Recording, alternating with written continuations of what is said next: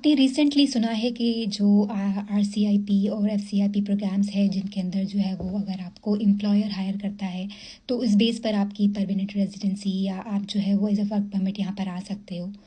वो नंबर्स बहुत ही कम हैं, उसके अंदर अपॉर्चुनिटीज़ हैं लेकिन उसका नंबर बहुत ही कम है। जैसे 300 या 400। आपने देखा होगा कि बहुत सारी ऐसी वीडियोस लोग बनाते हैं कि आप जो है वो इन जॉब्स के लिए अप्लाई करो, आपको मिल जाएगी। It's a very competitive.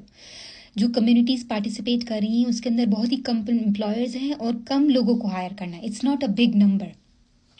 लेकिन मैं आपके साथ प्रायोरिटी जो है वो जो सेक्टर्स हैं जिसके अंदर हायरिंग हो सकती है, जिसके बेस पर आप कनाडा के अंदर आ सकते हो, या उन जो भी जो प्रोफेशंस हैं जो आपको यहाँ पर हायर एजुकेशन के लिए आना है, तो आप उनके अंदर एज ए स्टूडेंट आ सकते हो। अगर आप मास्टर्स हो, पीएचडी हो, तो इन प्रोग्राम्स के लिए जो है वो आप अप्लाई कर सकते हो। आप जो है वो उन जॉब्स के लिए भी अप्लाई कर सकते हो जो आरसीआईपी और एफसीआईपी के अंदर आती हैं। रूरल कम्युनिटीज़ का प्रोग्राम है और फ्रेंकोफोन का प्रोग्राम है। लेकिन आपके पास एक्सपीरियंस होना चाहिए, आपकी एजुकेशन हाई होनी चाहिए, आप कॉम्पिटिटिव हो, तो आप उन जॉब्स के लिए अप्लाई कर सकते हो। लेकिन आप वो प्रोफेशन यहाँ पर आकर पढ़कर और सीख भी सकते हो।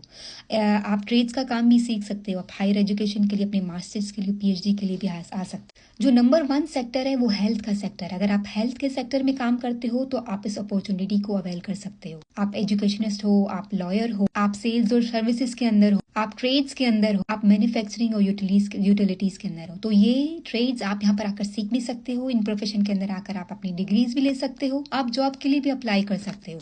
तो आपको उन कम्युनिटीज को कांटेक्ट करना होता है। उस बेस पर वो आपकी एप्लीकेशन सबमिट होती है, वो एम्प्लॉयर आपको जो है वो जॉब ऑफर देता है। It's not an easy process, but आप अप्लाई कर सकते हो।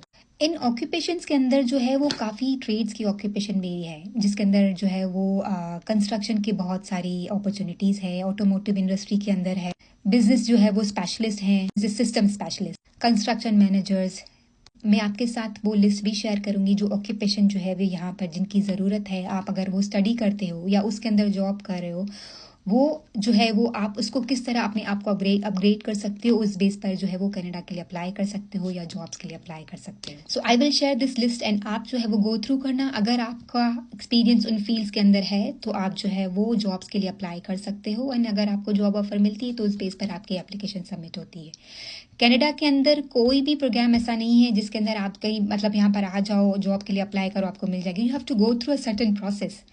आपको एक सिस्टम को, आपको एक प्रोसीजर को फॉलो करना होता है। आपको जॉब के लिए अप्लाई करना होता है जो LMIA बेस्ड होती हैं। आपको ऐसा प्रोग्राम फॉलो करना है जिसके अंदर जो है वो जैसे RCIP है, FCIP है, इसके अंदर बहुत ही लिमिटेड चांस है। आपके पास बहुत बड़ी अपॉर्चुनिटी नहीं, लेकिन आप ट्राई कर सकते हो।